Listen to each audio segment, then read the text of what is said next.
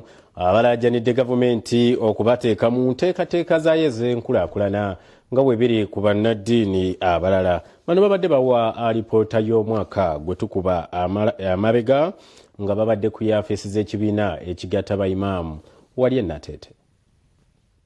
Bamashek ne bayimaamu nga bayita mu kibiina ekibagatta ki Empowerment of Imams and Sheikhs Development Initiative batuze okuŋŋaanwa bannamawulire woofiisi zaabwe mu Ndeeba ne bawa alipoota y'omwaka nga bwe gutambudde. Basabye gavumenti okubakwasizaako ng'ebateeka mu nteekateeka zaayo ez'enkulaakulana nga bwe guli ku ddiini endala. Enteekateeka nnyingi eziteereddwawo naye bayimaamu ne bamaseeka mu ggwanga tebaziganyiddwamu mu by'enkulaakulana nga Operation Wealth Creation, NADIS, bonna bagaggawale n'endala nyingi. So tusaba abavunaanyizibwa okutuusa obwenkanya eri bayimaamu. Boogedde engeri embeera ya COVID-19 gye bakusizaamu nga n'abamu ku bannaabwe bafudde. Kubanga tukizudde bulwadde buzzeemu ku sipiidi ey'ekizungirizi.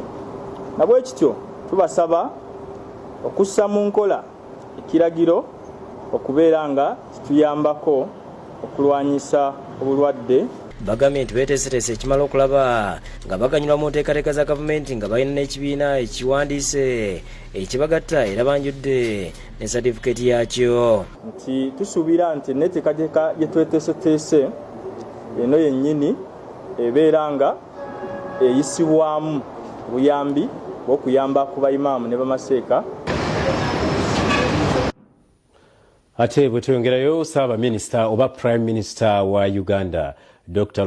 Rugunda alambudde ku bantu abaakosebwa amazzi oluvannyuma lw'ennyanja Muttanzige okujjula n'ebooga. Omusasi waffe alina ebisingawo ku nsonga eyo.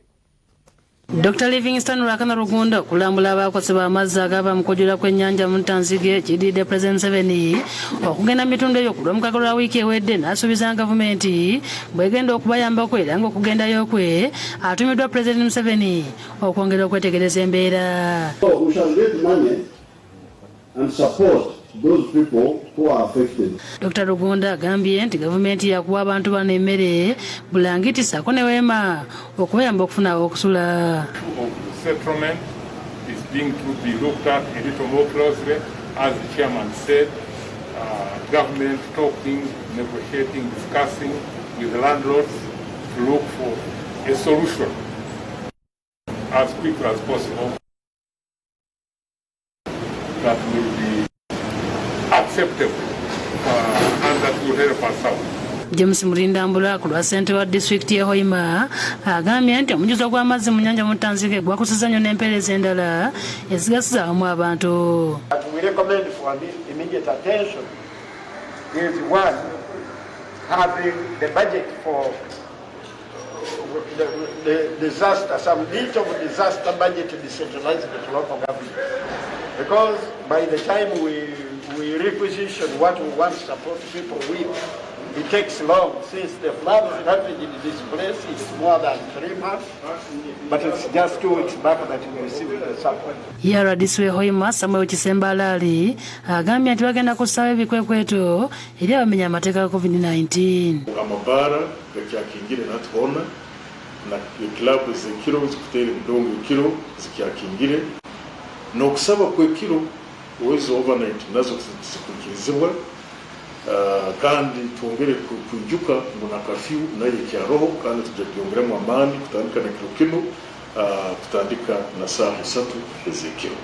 Bo ab'ekitongole kya Uganda Red Cross bagabidde abantu mbalina abasobozi masiki mu butale obw'enjawulo wamu n'okukola bulungi bwansi wakati mu kubajjukiza okwetangira obulwadde bwa COVID-19.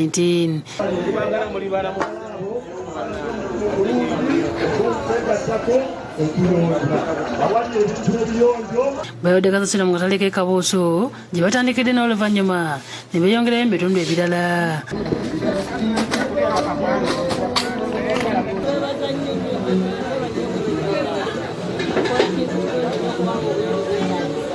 Tebazanya abavubuka abatukoledde omulimu guno okujja okulongoosaako bali nnyo badde n'otugabira masiki kubanga tubadde nga abamu tebazirina. Ffe nga Red Cross tubadde n'entegeka ey'okukola bulungi bwansi buli lwa mukaaga olusembayo mu mwezi, naye olw'okuba tuli mu ssekukkulu twasazeewo okukola bulungi bwansi ono tukwatire wamu ne bannaffe aba Love to Love ne tukikola nti katukikole tubeere nga ababaletera ssekukkulu, kubanga ssekukkulu etegeeza kwagala. Ismail Kasoha ne Disane Mutyaba we bakusakidde eggulire lino ku Rwanda TV. Ate waliwo omusajja mukulu w'emyaka 78 awonye okufiira mu kabenje bw'abadde ne mukyala we nga bagenda okugula ennyama ya ssekukkulu. Bano abatuuze ku kyalo Nsumbi ekyebando era abadduukirize be babayambye okubasika mu mmotoka. Jackson Sendege w'emyaka 78 ne mukyala we Sala nabakola kyo w'emyaka 60 n'omwana waabwe be basimattuse okufiira mu kabenje emmotoka yaabwe namba UWS 499 ekika kya Land Rover bwekubye ekinnya n'erinda eggulu ekigo. Bano kigamba nti babadde bagenda kugula nnyama ya ssekukkulu era beerabiddeko nga akabenje kagwawo batugambye nti Sendege bw'aweese emmotoka omupiira gw'omu maaso ne gwa mu kinnya ekididde ekigo era abadduukirize be basseemu. Sendege akitadde ku mbeera y'amakubo embi. Wani kanti bamvugisa kimama si kimama. Wanovuga speed kiwano damutuufu.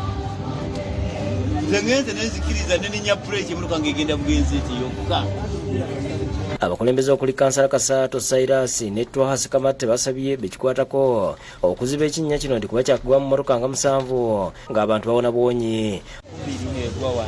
Waliwo yali eveno negwawo neno yine eguddewo naye nga abantu betubagamba okukola ebinnya tebagala kukolawo. Tinga kiruddewo ebbanga kumpi lya myezi 3 naye nga balina okiripotinga tebalina okiripotinga bakeera ku butaaya ya butaaya. So wenjagala okubasabira abantu abalonda timulonde nga abantu abalina obuvunaanyizibwa. Wano tebabiraba baluwa abatuuseewo tewali bamubayo nga muvumira Museveni era mu binnyo ati abakolere nalina ekkubo.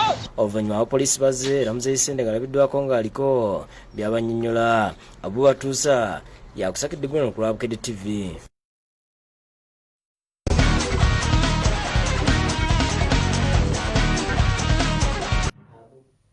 Bwe tugendako mu nsiko y'ebyemizannyo, ttiimu y'eggwanga ey'omuzannyo gw'emipiira ogw'ebigere ey'abali wansi w'emyaka 17 ekomyewo olwaleero okuva e Rwanda gye yawangulidde ekikopo kya CECAFA nga eyaniriziddwa ku Javine Hotel wano mu Kampala.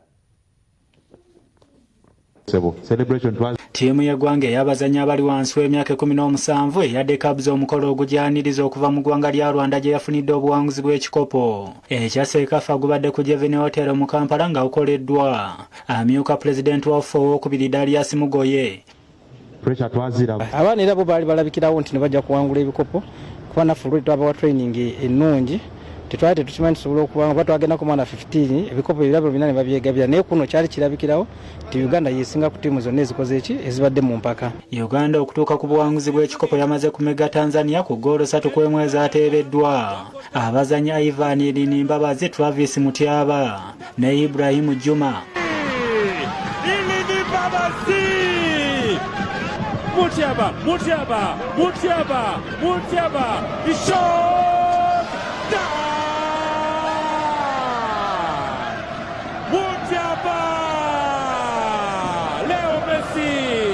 Empaka zino eza CECAFA e Rwanda zakoze engezi okusunsulamu amawanga aganakiika mu mpaka za Afrika eza AFCON ez'abali wansi w'emyaka 17 ezigenda okubeera mu ggwanga lya Morocco. Omwaka ogujja nga Uganda ne Tanzania ze zaayiseemu okukiika mu mpaka zino okuva mu kitundu kya CECAFA nga ky'ekyobuvanjuba bwa Afirika.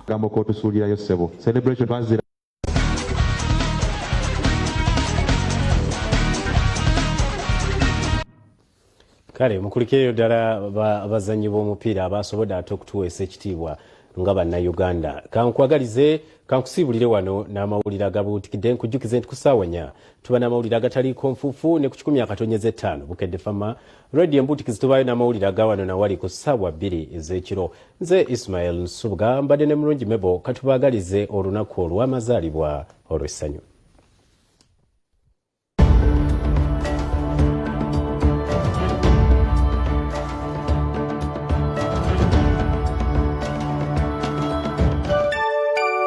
We